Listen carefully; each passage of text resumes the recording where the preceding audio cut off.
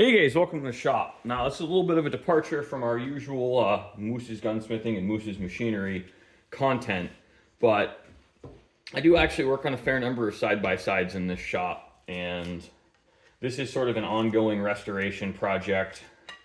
One thing I've learned is these stocks are extremely delicate when you remove them from the wood. So what I actually do, just for safety's sake, when I'm not actively working on them, is reinstall all the metal parts for support. Um, Honestly, it's only one of those things where you have to break one of the ears off these once, or see someone break the ears off of them, that you do it. But what I really wanted to talk about actually is this fore-end piece. Now all the white I drew on in a Mark All China marker to set up my master lines, and I scribed them, which you may or may not see on camera. Now this is not perfect here. Once I cut the checkering, all those errors will disappear. I'm not terribly concerned about them, but this looks like one continuous wrap panel, and that's what I wanted to talk about, where this is actually two distinct panels meeting at this point here and at this point here. And the reason you have to cut the pattern that way is because of this sharp corner here. If this were more hemispherical, this would be a lot easier to do. This sharp corner here, I'm foreseeing a lot of issues checkering in this section back from approximately this area of the part rearwards. This section here is going to be one of the easiest parts to checker because it's the most graceful curve. But shotgun foreends, this is a relatively small amount of checkering compared to the rifle foreends, but this is going to take me about a third longer because I have to go so much slower during the entire process to keep the lines straight. The next step on this is actually going to be scribing parallel lines, well, shallow scribing. So when I cut the checkering, they disappear, just to make give myself a visual reference for any errors. Checkering is one of those things. I don't think I'm going to take video of this just because this is really going to be a painful process for me. It's not like working on my more mundane patterns.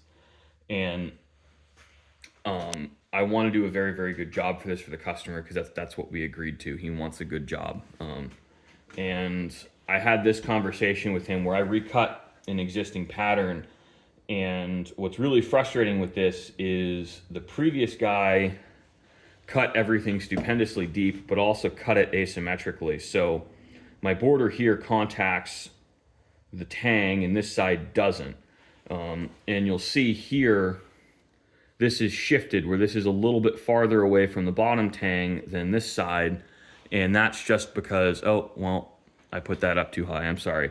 This side is shifted and moved upwards relative to this side, and that's really frustrating to deal with. And unfortunately, what had happened is they'd filled it and gone over this with a really thick dark varnish. So if I didn't recut this, I'm going to have this bright black line from here to here, really grabbing your attention. And now because there isn't as much contrast with the border and the wood, this is less noticeable than if I tried to correct the pattern or moved the pattern. One potential option I could have done is just bring this up a little bit, but then we're going to get into a lot of other symmetry issues. So really the simplest and straightforward job is just copy the last guy's mistakes, and that's a little frustrating. I don't like recutting patterns. I find them to actually be more technically difficult and challenging than just cutting the pattern from the beginning. And honestly, a little bit slower for me because I have no room for error. I can't just stretch the pattern a little bit. Once we cut a border on it, there's nothing I can do. I have to work perfectly within that border, and it's very tiring to do. I don't like to recut patterns, but obviously I do it because customers demand that. Now, all of this work is kind of interesting. It's a little different than what I've been showing on the channel, and I'm trying to get more variety here. I think we'll do an FAQ at some point for customers. Well, not customers, but for YouTube viewers. it seems to be a constant question on how do I get started in gunsmithing, and honestly, it if you have to ask, I would not recommend getting in the business. You need to know people to be successful. And even if you know people, you have to be very, very good and you have to be a competent marketer. It's a very crowded market on the low end.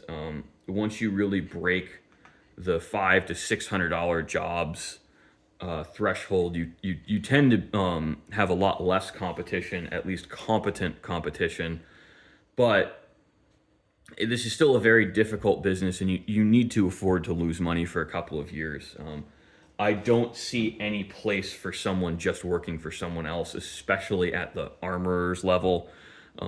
If you work for someone else at more of the custom gunsmithing level like this, I think there's absolutely a place, but there's very, very few of those jobs available.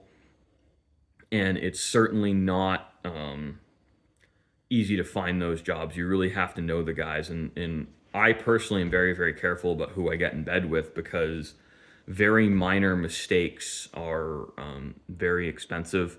So the barriers to entry are quite high, and the barriers to success are also really high. I'm not sure I'd really recommend this as a career path unless this is what you do. You happen to be very good at it and you know people in industry. So thanks for watching, guys. I hope you enjoyed just a little bit of a brief snapshot of one of the other projects we work on here outside of the rifle business.